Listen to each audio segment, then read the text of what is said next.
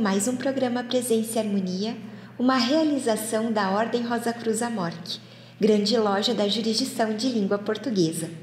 E hoje conversamos com o Frater Renato Dantas Júnior, que é terapeuta Seitai, sobre o lado oculto da música. Confira!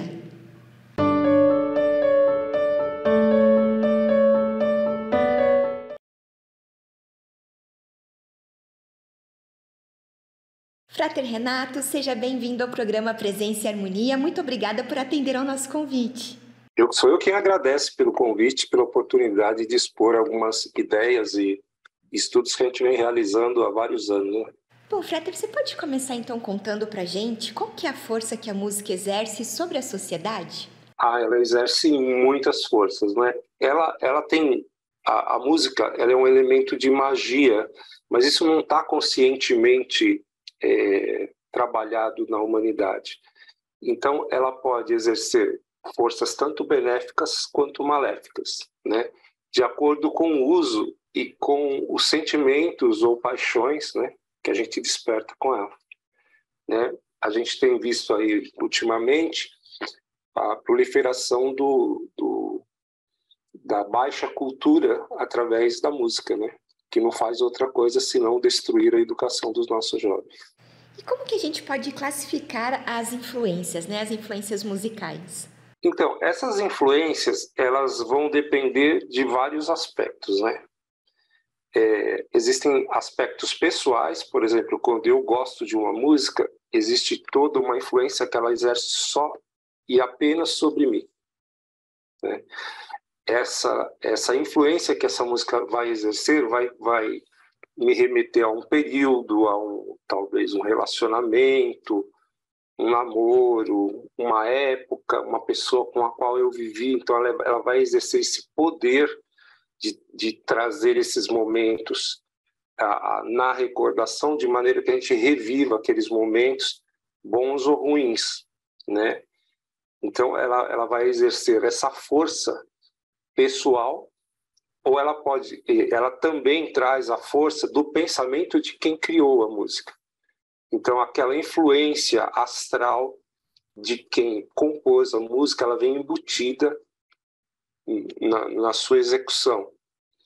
E existe uma outra influência, que é a influência causada pelos executores, pelos instrumentistas, pelos intérpretes. Então, cria-se uma amálgama em que eu recebo influências, né, que vêm de fora e agrego a essa cápsula do tempo experiências pessoais. E a música é um marcador de evolução mental e emocional da humanidade? Sem dúvida. Sem dúvida ela vai marcar. Se a gente for estudar algumas culturas, a gente vai ver que existiam imperadores, inclusive na China antiga, que se preocupavam com o que o povo escolhia para escutar ou cantar, ou como eles lidavam com essa cultura musical, né? Então, esses marcadores, eles trazem todo um atavismo que vem embutido na cultura de um tempo, de um espaço, de uma organização do som. Né? Só para a gente ter uma ideia, a afinação, por exemplo, hoje, do nosso tempo, estou falando agora do nosso tempo, a afinação que a gente usa, ela não corresponde aos sons naturais, né, do som, o seu estado natural em que o som se encontra. Então, as notas que a gente chama de dó, ré, mi, fá, sol, lá, não são exatamente essas notas, elas têm pequenas variações. Fabre Oliveira chama isso de uma música degenerada, a música de nosso tempo. Inclusive, entre nós, ocultistas, né, as músicas ou as notas que a gente escuta não estão no seu estado natural. Isso foi a partir do temperamento de Bach. Porque quando a gente... uma corda, quando ela dá um som, na verdade a gente não está escutando o som, a gente está escutando todas as notas em que aquela nota se evidencia mais. Esse encadeamento natural, quando não há ação do homem dentro de uma nota, ela cria todas as notas possíveis e essas notas estão no seu estado natural. Quando a gente transmite isso por um instrumento, como, por exemplo, um teclado, ele vem alterado pela mão humana, pela matemática humana, e tentando organizar o som. E de que maneira a música ela pode promover a nossa involução? Veja bem, nós temos as nossas paixões. Eu citei a questão cultural hoje, o próprio prejuízo que o funk está trazendo, por exemplo, para a nossa geração, né? Mas também tem uma questão muito pessoal, muito nossa, muito de cada um, né? Essa questão é aquela que, por exemplo, a gente é apaixonado pelos nossos defeitos, né? Nós somos apaixonados pelos nossos defeitos. Onde está a nossa máscara, onde está a nossa maneira errada de pensar. A música muitas vezes nos reforça esse sentimento ou sentimentalismo, né? ou reforça um período, né? Em que os nossos sentimentos, que aparentemente são bons, mas que estão nos puxando para trás, eles acabam por reforçar, né, sentimentos, pensamentos, padrões de comportamento, né? Se vocês forem fazer uma experiência, dependendo da música que você estiver escutando no seu carro, por exemplo, você vai dirigir mais rápido ou mais devagar, né? Você vai ter mais pressa ou menos pressa, sem perceber que você está fazendo aquilo por causa do som que você está escutando. Então, assim, vou dar um exemplo qualquer. Vamos dizer que eu tenho um período, né, dentro da evolução iniciática, que eu tenho que abandonar certos sentimentalismos e caminhar em direção à neutralidade. A música que lastreia a minha paixão, ela vai trabalhar de forma involucional, e eu serei sempre apaixonado por esse som. Então, não é que a gente odeia aquela música que nos faz evoluir, não, a gente ama, né? Ela toca no nosso sentimento, né, na nossa história, na nossa alma, de uma maneira profunda. Então, muitas vezes, o trabalho, inclusive terapêutico, eu vou dar um exemplo, por exemplo, uma pessoa tem síndrome do pânico, causada por uma nostalgia, um estado, a pessoa fica ali no passado, remoendo relações, né? E a pessoa escuta a música que ela escutava durante esse período. Isso reforça o estado que a pessoa se encontra. Esse reforço faz a pessoa não sair. Se a pessoa é aquela pessoa que escuta a música o tempo todo, ela fica entrando naquele estado nostálgico, relembrando, remoendo, sem parar. E, curiosamente, a pessoa ama essa música. E por outro lado, né? Como que a gente pode utilizar a música para promover a nossa evolução? Exatamente, a gente precisa escolher de acordo com o nosso estágio, né? Mas lembrando sempre que o estágio é sempre um degrau a ser, que ele tem começo, meio e fim. Então a gente tem que entrar nele sabendo que em algum momento a gente vai passar isso, deixar isso na nossa história passada e caminhar para uma direção mais elevada, né? Então, por exemplo, eu começaria, por exemplo, algo que eu sempre digo para os professores que eu conheço, né? E uma coisa que eu sou muito contra na educação de hoje, que as pessoas dizem assim, ó, eduquem as crianças dentro dos seus padrões culturais, né? Então, por exemplo, se a criança está inserida num ambiente em que os seus padrões culturais não são muito amplos, se você reforçar aquilo, você não tira a criança dali. É só vocês verem os projetos de musicalização em favelas que geraram a orquestra do Heliópolis, por exemplo, é exatamente o oposto disso. É tirar a criança do padrão. Não que a gente deva impor um padrão, mas não impor, mas oferecer. Então, eu devo oferecer à minha alma uma mudança de padrão. Se eu estou exaltando os valores inferiores do homem, que levam lá para as regiões camásicas do nosso pensamento, a gente deve começar a alimentar com músicas, por exemplo, que a sua letra, a sua composição vão remeter mais aos valores mais puros. né? A gente começaria por aí, né? Que a gente tem aquele copo sujo, né, de água, a gente vai colocando água nova, né? Aquela sujeira vai saindo, a gente vai colocando água nova e a pessoa muda de padrão, né? A pessoa vai mudando.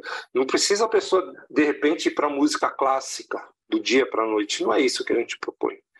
A gente propõe escolhas poéticas melhores, depois escolhas musicais do ponto de vista musical mesmo, teórico, mais complexas, né? Do ponto de vista melódico, essas últimas composições que eu tenho visto, elas têm a mesma figura rítmica. A gente chama de célula rítmica, né? Ela tem aquele padrão. Só se muda um pouco da letra. Às vezes não muda nem a melodia. A gente não tem nenhuma amplitude melódica, nem harmônica, né? A gente precisa trazer essas novas nuances, essas novas composições, esses novos arranjos, né? Mas novo que eu digo não é novo no tempo, é novo no sentido de que é mais elevado. Né? Quando você pega algumas composições dos grandes mestres da música, Bach, Beethoven, Wagner, falando, gente, isso aqui está um século na frente do nosso tempo, do ponto de vista musical. Né? Qualquer músico que estudar vai concordar comigo. E é um fenômeno que acontece entre os músicos. Todo músico começa ali estudando aquela música muito básica, ele começa a ver, olha, mas olha aquilo ali como é mais sofisticado, ele vai mudando de degrau, e nessa mudança ele começa a reconhecer, né, algo meio comum entre os músicos, né, que aqueles que estudarem realmente, olha, tal compositor, a harmonia dele é legal, o pessoal meio que concorda, né, ou seja, eles vão para o mesmo padrão do ponto de vista teórico. Né? Eu não sei se eu estendi muito a resposta, mas eu acho que deu para entender que essa mudança ela pode se dar primeiro do ponto de vista poético, pela letra, depois pelo ponto de vista rítmico, melódico e harmônico. Né? A gente vai mudando todos esses aspectos. E se a gente tem essa influência, né, na nossa questão emocional, como que ela afeta, como a música afeta o nosso corpo físico? Veja bem, quando você escuta determinadas músicas, a primeira reação sua é mudar a respiração. É sinal que o seu mecanismo simpático e parasimpático já mudaram. Então ele muda a tua circulação, ele muda o teu humor, né? Às vezes a gente não escuta aquela música que nos remete a um tempo que a gente gostava muito, a gente faz né? A primeira coisa que ele mudou aqui fisicamente, o próprio mecanismo de respiração entra numa outra, né? Ele dá aquela assenta, né? É isso que acontece. E lembrando que quando a gente está falando de música, a gente também está falando de sons, né? Tem quantos de nós não gostam de dormir escutando barulho de água, né? E é música também. Aliás, a Mantrika Shakti, que é o poder do som, né? Ela não é outra coisa senão ela engloba a música, né? Mas nem tudo é musicalmente organizado dentro da Mantrika Shakti. Aí entram os sons vocálicos, né? As afinações corretas, sons de sino, ou apenas uma nota, mas que aquele pim que bate lá na nossa alma, ou aquele som vocálico, aquele mantra monossilábico, né? Aquela vocalização monossilábica ali, ela traz no seu arcabouço todo um aspecto natural, que seja do nosso corpo, da nossa alma, do nosso corpo etérico, do nosso corpo mental, ou que remetem à nossa espiritualização. E até pegando dessa questão, né, Frater, da parte espiritual. Então, no campo psíquico do ser humano, de que maneira a música ela pode atuar? Na verdade, a gente tem que pegar esse conhecimento, né, alterar o nosso campo psíquico, como eu vinha dizendo, através de melhores escolhas que vão nos direcionar para outras escolhas musicais, né? E traçar um plano. Por exemplo, em iniciados, né? A gente pode, por exemplo, escolher uma música os nossos momentos de recolhimento, né? Tem muita gente até que gosta de estudar escutando música, né? E usar sempre aquela música para aquele momento. Então ela se torna um condensador, né? Um carreador daquela emoção, né? Eu nos meus momentos de prática de estudo, eu costumava, eu sempre separava um horário, e antes desse horário eu sempre escutava o mesmo hino, né? Esse hino me trazia um estado diferente, né? Que alterava, eu vinha do dia embolado, das classes, você senta, escuta aquilo, aí te traz a um outro estado, aí você começa a estudar, né? Você usa ele como uma porta que você abre as passagens do seu psiquismo para ser levado para os estados que você traçou ali. Ó, eu sou assim hoje, eu quero ser assim amanhã. Quais são as minhas ferramentas, né? E quais são as ferramentas que me vão fazer ficar nesse estado que eu estou aqui, que eu pretendo ficar, né? Não que eu estou, mas que eu pretendo que ele seja perene, que ele seja o meu dia a dia, e vai alterando isso, né? E com isso se altera, né? Você pode alterar conforme o período, mas você pode escolher. Não precisa ser uma música de um colégio iniciático, escolhe uma música.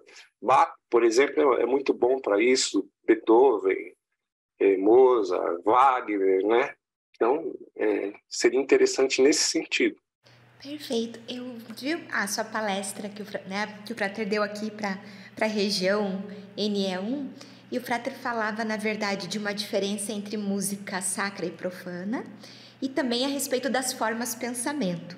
A gente pode correlacionar essa questão com relação à possibilidade de termos experiências de expansão de consciência através da música?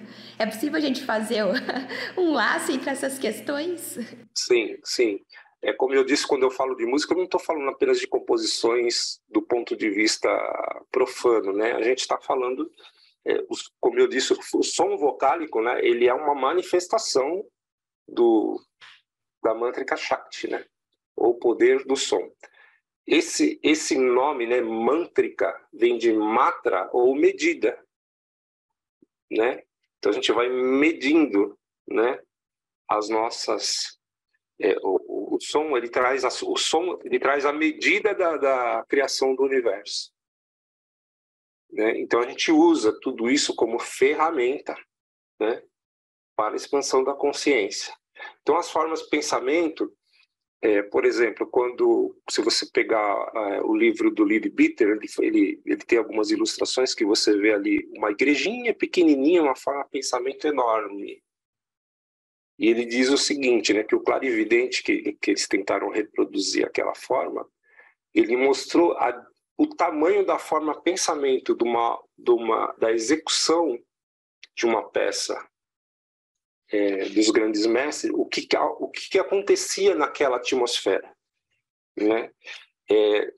Segundo os meus estudos, quando você executa dentro de um colégio iniciático, ou dentro, por exemplo, uma igreja católica também tem essas questões dos cantos gregorianos, né?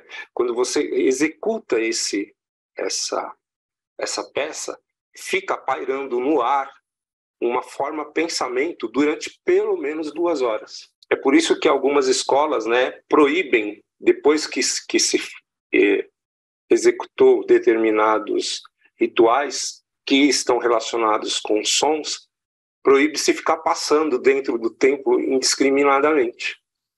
Porque é necessário que os que estão ali presentes estejam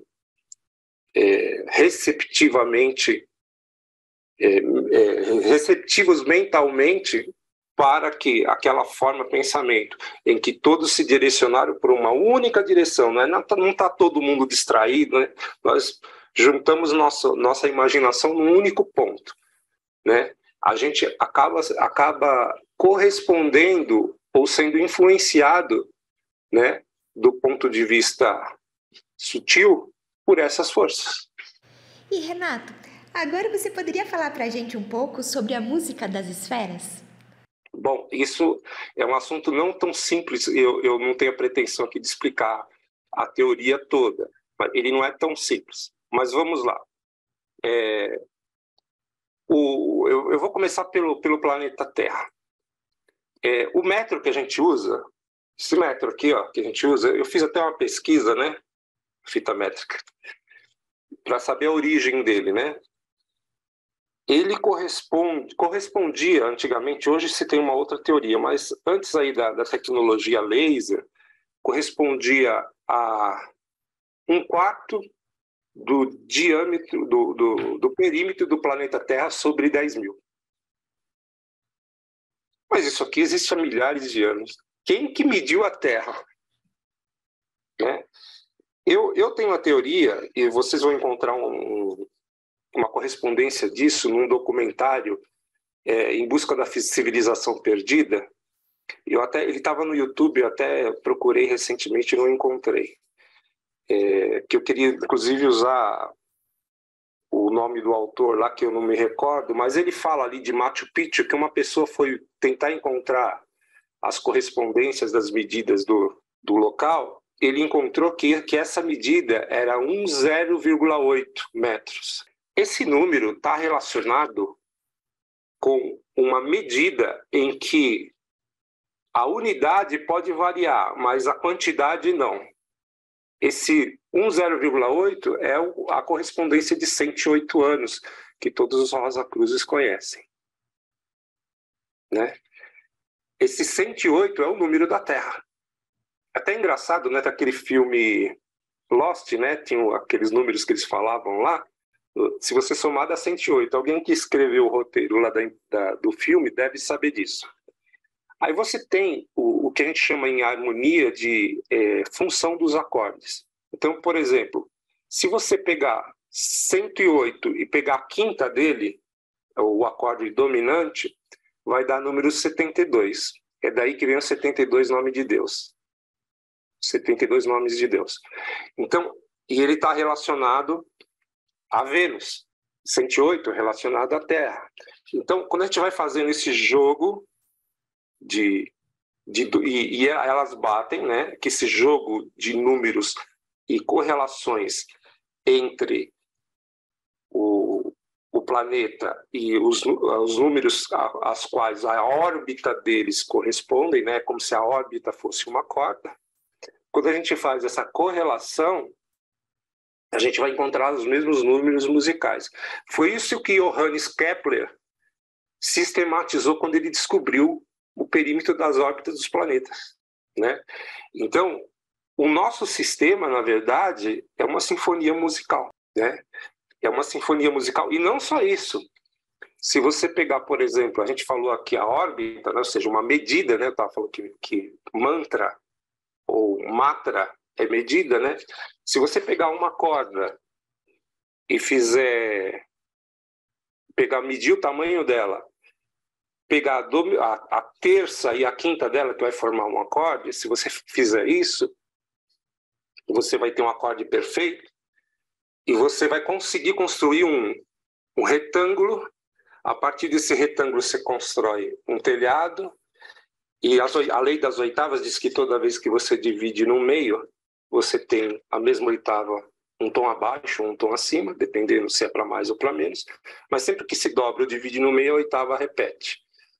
Quando você faz isso, você vai conseguindo menores detalhes. Existem catedrais inteiras em que do topo da torre da igreja até a maçaneta da porta correspondem ao mesmo acorde.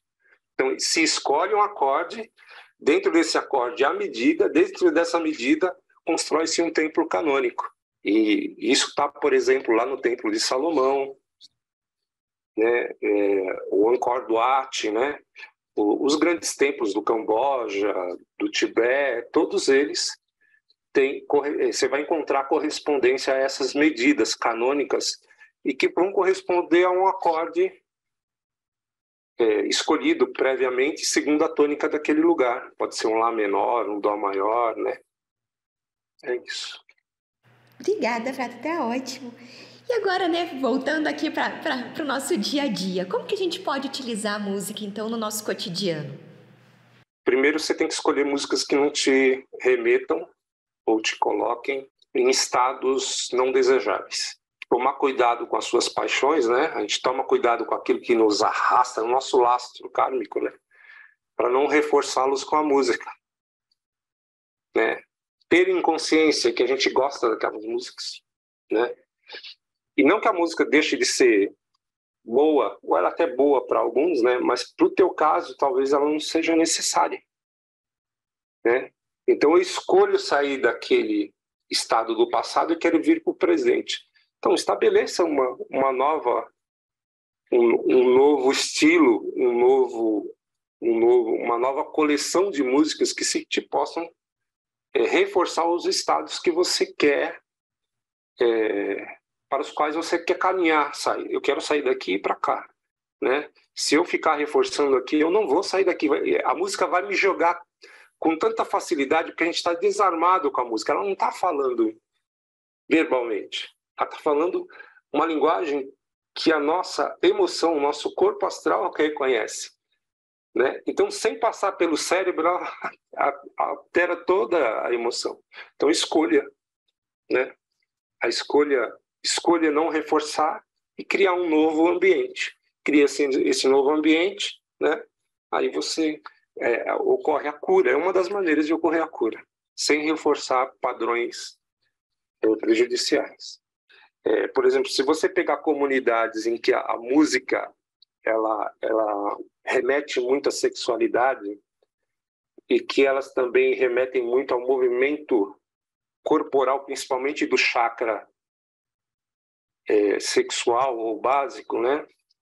Essa região mais inferior dos nossos chakras, todas as vezes que a gente expõe meninas a esse padrão musical, elas amadurecem antes da hora. Elas tomam ares de mulher, menstruam antecipadamente, né? E sensualizam até na maneira de se vestir. Isso está destruindo a nossa idade lúdica, a nossa idade, né? Aquela época em que a criança deveria ser mais pura, né? Então, expor os nossos filhos a esse tipo de padrão musical não é muito saudável. Em relação aos instrumentos e os instrumentistas, o que o Frater pode nos contar a respeito? O nosso padrão musical hoje, depois do temperamento, ele não está como ele é na natureza. Então, há uma certa corrupção de cada som. Mas existem instrumentos capazes de corresponder a essas notas. Por exemplo, o violino, que não tem uma divisão entre as notas, permitem essas pequenas variações de correção. Então, o violino é um instrumento extremamente iniciático, né? O trombone de vara também consegue dar essas notas no meio. Já um piano, um violão, eles não conseguem. Alguns instrumentos eles estão padronizados, então você não consegue sair daquela diferença de afinação muito pequena que não corresponde aos nossos padrões naturais. Mas não há composições hoje que correspondam a essas músicas. Há algumas tentativas, por exemplo, esse pessoal que fala da frequência de 432 Hz, eu concordo plenamente porque ela está de acordo com os kalpas, né? Que vem trazer aqueles números todos que eu havia falado. Então, isso do ponto de vista dos instrumentos, eles podem nos induzir segundo a sua precisão ou segundo a sua natureza. Então, por exemplo, e tem uma classificação, inclusive, com chakras, né? Então, por exemplo, tambores vão atuar no chakra básico. Não quer dizer que nunca se deve usar tambores. Existe uma música que espiritualiza através dos tambores, mas ele vai atuar basicamente ali equilibrando o chakra básico. Aí vai subindo. A cada novo chakra tem uma classificação de instrumento. Então, lá em cima, nós vamos encontrar flautas, né? No chakra coronal, flautas, violinos, né? O saxofone, por exemplo, ele vai atuar muito no campo astral. Então, a classificação de cada instrumento vai determinar também aonde essa música está atuando no nosso corpo sutil. Então você veja que quando uma orquestra toca, ela toca todos esses sons, ela utiliza todos esses aspectos. Ela utiliza percussão, que são os tambores, ela utiliza os saxofones, os trompetes, as flautas, os violinos. Então ela é completa, ela está atuando num todo. E o que a gente escuta profanamente, geralmente, é por isso que chama música profana, ela geralmente escolhe uma linha ali, né, ou sax, ou, né, pode até se usar, mas ela é menos completa. Então o instrumento, ele vai atuar também, não de forma verbal, mas ele vai... eu já li textos que dizem o seguinte, que o saxofone irrita cachorro. Então, os cachorros não gostam de som de saxofone. Tem até alguns vídeos que o pessoal toca bombardino, trombone perto de onde tem vaca, elas vêm ver, porque elas gostam, né?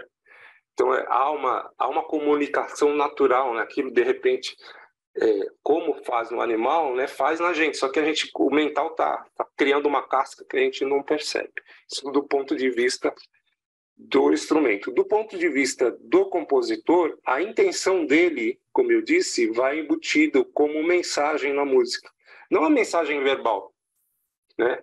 Mas, por exemplo, digamos que um determinado compositor estava no estado de evolução espiritual, ou pensando na evolução espiritual, e na hora que ele escreve aquilo, é como se fosse o homeopático, né? Ele bate ali dentro da pessoa, né? Dinamiza na música, né? Não fica visível, mas traz aquela mensagem junto, né? Então a força moral do compositor caminha junto com a música que ele criou, mesmo que não seja ele que esteja cantando. Já a precisão da execução, por exemplo, quanto melhor o instrumentista, mais precisa a mensagem fica. Então a gente pode entender aí que existem o aspecto do instrumento, o aspecto da mensagem, do sentimento, do estado espiritual do compositor e a precisão do executante, que vão atuar conforme a gente dosa cada aspecto desse dentro da nossa psique. Afora o nosso estado, né? Como a gente recebe também, como a gente filtra essa música. Frater Renato, agradeço muito nessa conversa que nós tivemos por você compartilhar conosco o seu conhecimento. Muito obrigada. Imagina. Eu queria só deixar um ponto que a gente, às vezes, algumas outras religiosos, né, escutam o que a gente vai falar. Então, eu dou o seguinte conselho: seja de que religião você for, não profane a música sagrada da sua igreja, da sua comunidade, né? Não transforme, deixa ela lá.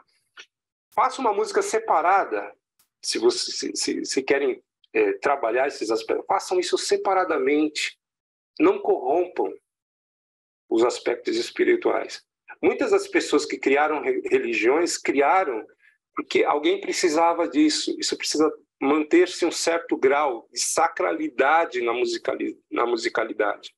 Eu tenho um amigo que ele é instrumentista, e ele resolveu que ele ia tocar piano apenas para a divindade. Ele não executa em lugar nenhum. Se pedem para ele tocar, ele fala: não, eu não toco piano. Então ele canalizou esse talento, ele só toca aquelas músicas naquele lugar, para aquela finalidade, né? Não estou dizendo para ninguém fazer isso, mas eu estou dizendo assim: não profane tanto, né? Mantenha um certo... faça da sua música um templo invisível, né? E mantenha ali, utilize ela para te levar à divindade, seja em que religião ou que ordem, que caminho você siga, mesmo que sozinho. Perfeito, muito obrigada. Aproveito para lembrar do nosso e-mail presençaharmonia@morc.org.br. É muito importante para nós essa via de comunicação que nós temos com você que nos assiste. Agradecemos a participação conosco hoje e até o nosso próximo encontro.